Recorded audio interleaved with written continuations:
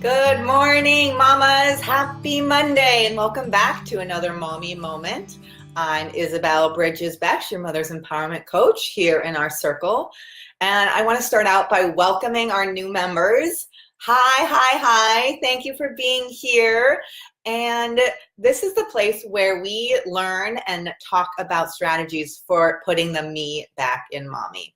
So if you are struggling with really making yourself a priority, or even if you are struggling with not knowing who you are now that you're a mom, you're in the right place. Okay, so welcome. Please introduce yourself.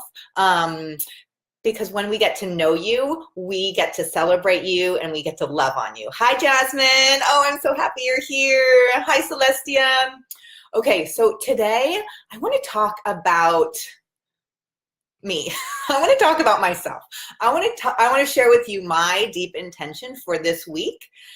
And then I want to share with you strategies for creating your own intentional week. And even as I say that, I notice how I'm not really in alignment with my intention. So when I speak my intention, I get even more clear about what it is. And so my intention this week is to go slow. Can you just let yourself breathe out as you hear me saying that I want to go slow? Oh my goodness, because when I go slow, I feel all the feels. And sometimes that doesn't feel good. Jasmine and I were actually just talking about this on the phone this morning. It's like when we know how we feel, we have more information and we can do better. But if we're going so fast, we can often override difficult emotions, difficult body sensations, difficult thought patterns. And we think that being busy is a good strategy for getting what we want. But really, we can't even know what we really want unless we move slowly enough to get it. Hi, Michelle. I'm so glad that you are here too. Actually, Michelle was one of my very first teachers in this. She taught me, she was my first yoga teacher training teacher. And in that teacher training, we really learned, okay, this is a slow process. I'm not going to learn everything that Patanjali has passed down in this, training. It's okay to learn bit by bit. And that's the way motherhood is, right? We don't get the motherhood manual as soon as our babies arrive, right? We kind of learn bit by bit and we create the manual ourselves.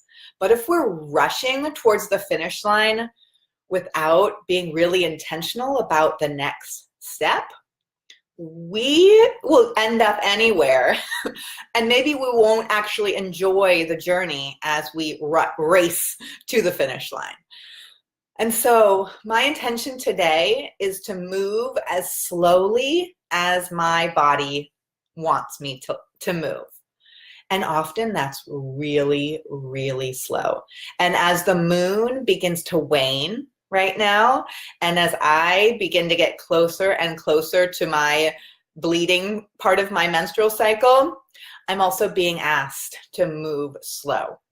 But I just want you to know that I resist moving slow. Even though when I'm able to, it feels good.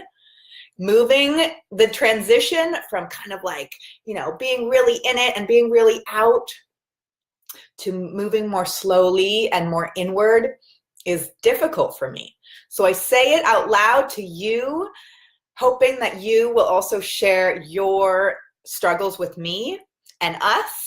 And also share your intentions for the week. How would you like to feel this week? And what can you do so that you feel the way you want to feel? So I really want to feel calm. I really want to feel connected to my kids. I really want to be able to be present in the moment that I'm in without spinning about, what am I going to make for dinner? What am I going to do next? What was that thing that I was supposed to do yesterday that I forgot, that I can't even remember what it is, right? So moving slow allows me to do less on purpose.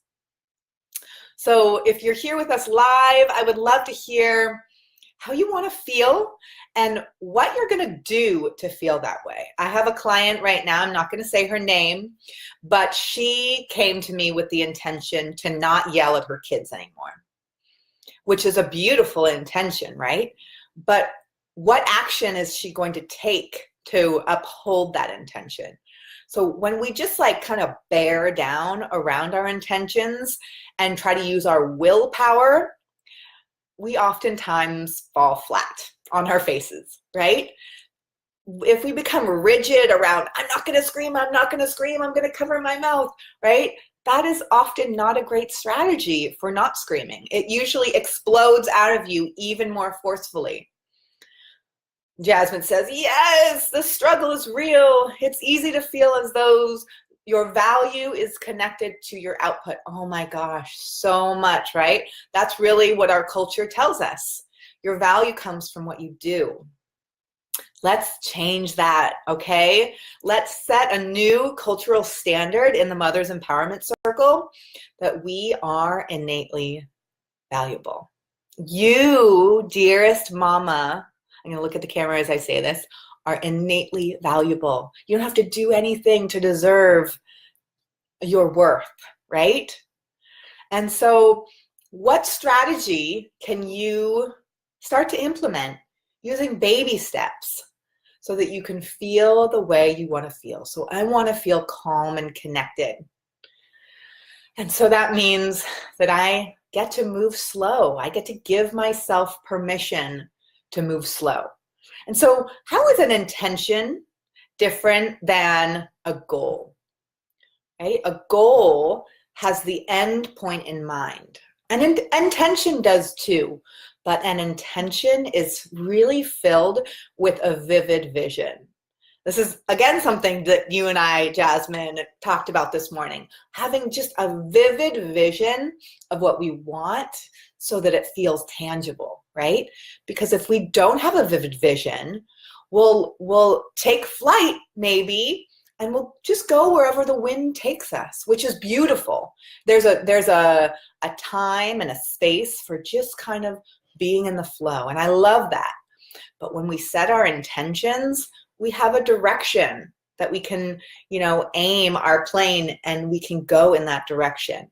Now, we may not actually land on our intention, but we'll land somewhere around it, somewhere in the vicinity. So if my intention is calm and peace, and I do the things that I need to do to feel that way, then most likely I will feel some emotion in the realm of relaxed and present and compassionate, both with others and with myself. So again, please leave your intentions for the week, and also what strategies you are going to start to implement so that you can really create that intention in your life. And so I have some questions that I want to ask you. And the first question about your intention is it positive? So I just told you about my client's intention to stop yelling at her kids. So to flip that, we said, I will do what I need to do to remain calm even in the chaos of motherhood. I will do what I need to do to remain calm even in the chaos of motherhood.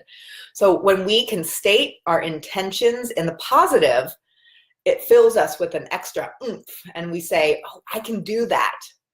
So in other words, can you see the difference between saying, I won't move as quickly anymore, and I will move slowly? Can you just see the difference between those two things? They have kind of a different flavor to them. And then, is your intention self-created? So is your intention something that someone else is putting on you? Or does your intention really come from your own heart? So if my intention to be calm came from my husband saying, Belle, be calm, don't be so, rushed all the time, that's something different, right? But in this case, my intention to be calm and connected comes from inside of me. And then the next question is, Does the intention include how you want to feel? So again, how do you want to feel? Not just when you get to the end point, but along the journey. Because that's really what this circle is about, is supporting you along the journey. There may be some destinations that you want to reach along the way, and that is valuable and meaningful and impactful. Maybe there are destinations that include a family goal or a personal goal or a health goal. But my question is, how do you want to feel on your journey towards that destination? How do you want to feel as you move along your destination to bed tonight? So this is a day and you get to create it. And we're just at the beginning. I'm in California, so Jasmine, you're more, towards the mid of the day. So for the rest of the day, right? How do we want to feel? And then lastly, does your intention identify the next action step? Now, if you scroll down, you'll see a workshop that I did on the ICAN method. And every letter of the ICAN method stands for a step in really creating our dreams. So the first letter, I, stands for setting that intention. C stands for clearing limiting beliefs. A stands for being in massive action. And really, getting in action is the first way that I help my clients in overcoming overwhelm, is I get them in action that is aligned with their intention. Because if it's not aligned in their intention and they're just going through the motions that they think they're supposed to go through, then they're not going to get to the place that they want to be. And then the N in the ICAN method stands for non-attachment. So not being so attached to the outcome that you can't say this or something better. So non-attachment allows for that flexibility and that movement that motherhood really requires of us, that flexibility. So we're both strong and flexible. Okay, I hope this served you today, mamas. If it did, please leave a comment letting me know. And you can also share it with anyone else who you think would really benefit from learning how to set her own intentions so that she can start the week with a bang. Okay, I'll see you next time. Bye, mamas. Take care.